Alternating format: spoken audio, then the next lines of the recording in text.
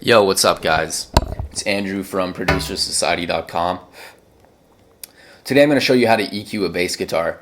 So I'm going to run through the tips and stuff quickly, and I'm also going to show you the best way to do it when you're first starting out and you're first growing accustomed to actually using the channel EQ.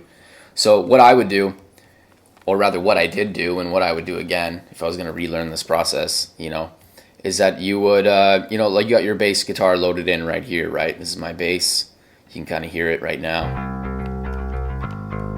Then here it is. Here it is in the context of the mix.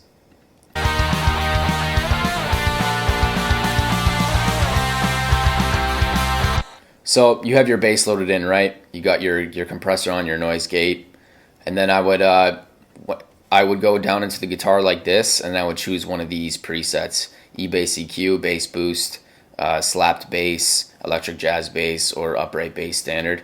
I commonly use the E-bass EQ, and then I might make a few adjustments here and there. For instance, I might pull down like these, right, like that.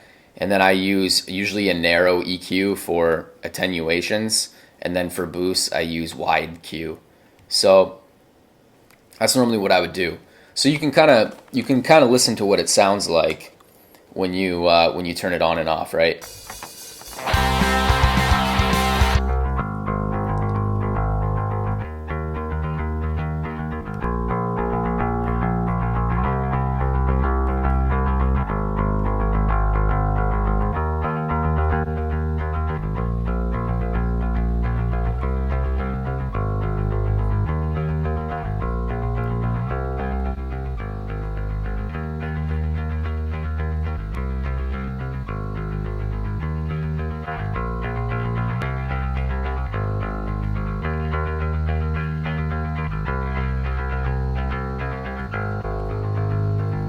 So ultimately, you load one of these in, you choose what one you think sounds best in the context of the mix as well.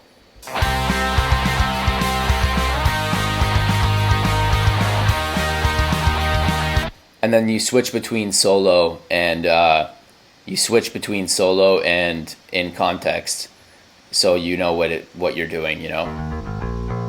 Essentially, you're getting more perspectives.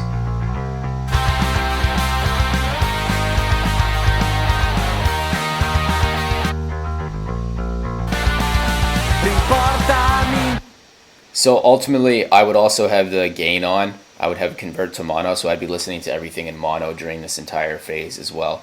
But anyway, ultimately, that's what I would do when you're first starting out. Just load up the presets and figure out which one you think sounds best, and then over time, you're going to grow more comfortable with the EQ, and you're going to start to make changes on your own. So right now, what we're going to do is we're going to walk through some of the 10 tips that I have for you today for EQing the bass guitar. And then after that, I'll actually EQ this bass guitar. I'll EQ it like straight up, right from the beginning. That way you can kind of see how I would go about doing it. Recall default there. By the way, I got a present for you. Go to ProducerSociety.com/free mixing cheat sheet. That'll put you on my list to get a free mixing cheat sheet. And I send all kinds of cool tips and stuff that I don't share anywhere else. You can also join my forum at forum.ProducerSociety.com. For now, it's totally free to sign up, but in the future, I'll probably lock it down and then turn it into a full course platform. That I would say would be to, I would boost the highs a little bit, 15,000 kilohertz to 2300. 1500 kilohertz to 2300 kilohertz. And I wouldn't do it by too much, but I would just do it a little bit because it's going to just bring a little bit more like clarity and kind of breathiness, so to speak, maybe a bit more definition. And then I would attenuate the low mid range around 100 and 300 hertz. That's number 2. And the reason why I do this is because, this range, like right here, is commonly where the muddiness is.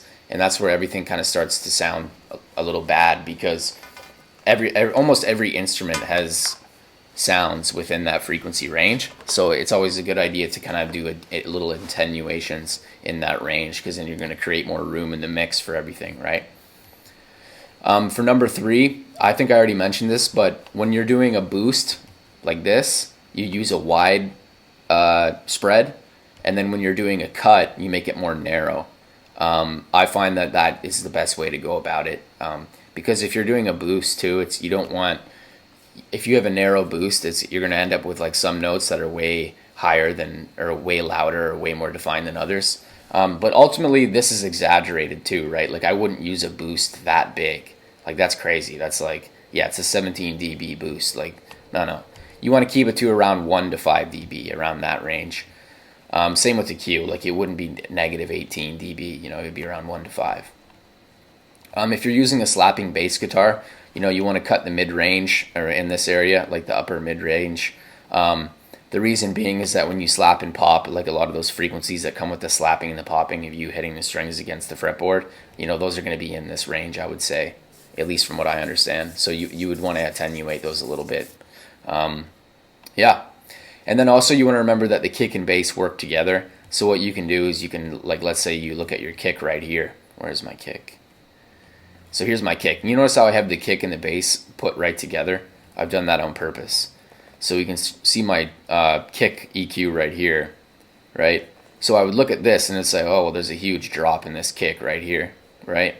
So then I have my bass EQ, and then I would maybe, because the kick is pulled down way a lot right here, maybe I would actually increase that range a little bit, just so that the bass is kind of filling the space where the kick drum would normally be.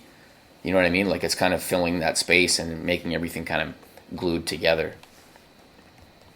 For number 6, make sure you're using studio headphones or at least proper monitors, especially when it comes to bass frequencies, because they're much harder to hear.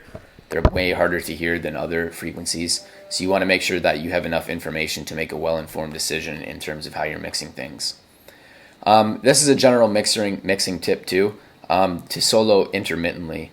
So what that means is you just listen, and then you hit solo, and then you go back, and then you go solo, and you go back. And then every once in a while, I'll actually take mono off as well. Like during this whole process, I'll be using mono, but I'll turn that off as well just to see how it kind of sounds, and then I go back to it.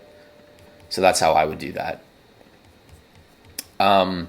Also, for the highest range frequencies, 8,000 kilohertz to 10,000 kilohertz, commonly I would just eliminate those altogether, because frankly the bass doesn't really have any frequencies in that range. So I'd probably drop it down to like that, right? Because you might as well. Like there's nothing really there anyway, and you know that's where some of your cymbals and stuff are. So you could just get rid of that, make a little bit more room. And like I said before, 1 to 5 dB adjustments. And then finally, make sure you check out the article, because I kind of have an explanation of each frequency range and like what an attenuation or an increase at this level will do. And I also have a few more frequency tips right here, like 40 to 80 is thump, 650 is attack, 2000, 2500 is like a snapping sound. So ultimately, you know, make sure you want to refer back to this article. It's going to give you tips on how to go about this stuff. But anyway, now that we've actually ran through all those tips and kind of talked about it, what I'm going to do now is I'm actually going to mix this right now, right? So I'm going to take this back, and I'm going to show you how I would do it, as if, you know, as if I was doing it. Anyway, so here we are.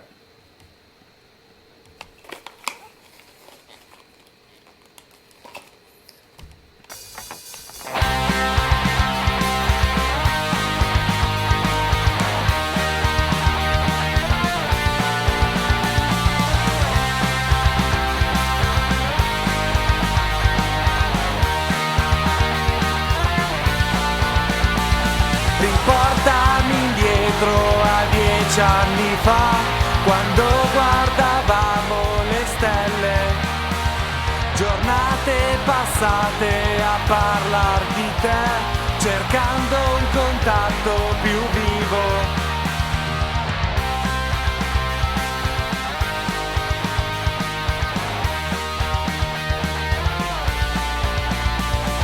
Voglio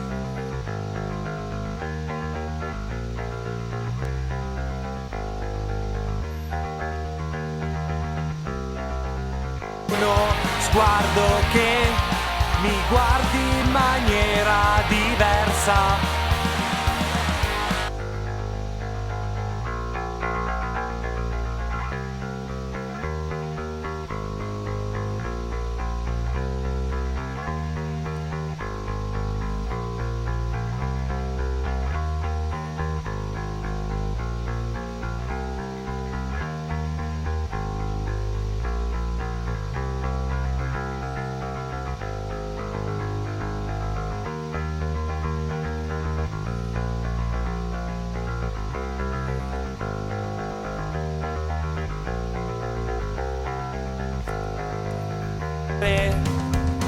Pazzesco pensare che niente mi può salvare da queste emozioni.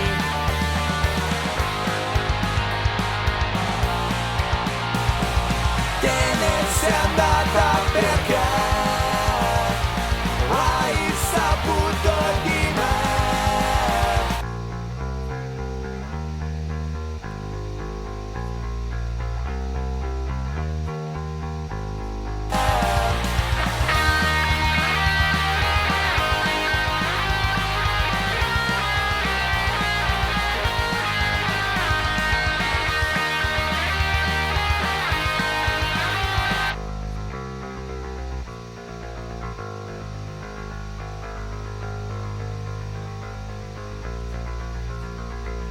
Te ne sei andata perché hai saputo di me.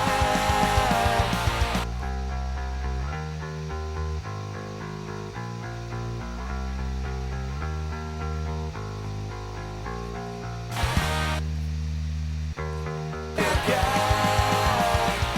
hai saputo di me. Te ne sei andata perché hai saputo di me.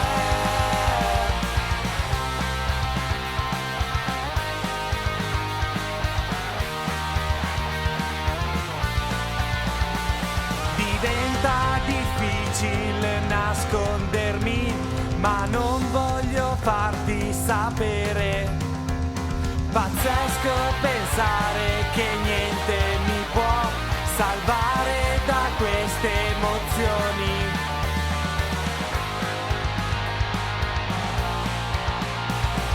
Te ne sei andata, hai saputo di me. Te ne So ultimately, I think that sounds pretty good. You can hear the bass cut through the mix pretty well, and I think it sounds good on its own. And not only does it sound good on its own, but it kind of sounds good in the context of the rest of the music as well. So ultimately, that's how I would do it. That's just me. There's probably people who are way better at it than I. Well, of course there is. There's people who are way better at it. So you know, that's just all I have for you today. And you know, as time goes on, when I get better at this stuff, you know, I'm just going to continue showing you more and more. So you know, make sure you subscribe and like the channel rather, and then I guess I'll see you guys in the next video. All right, peace.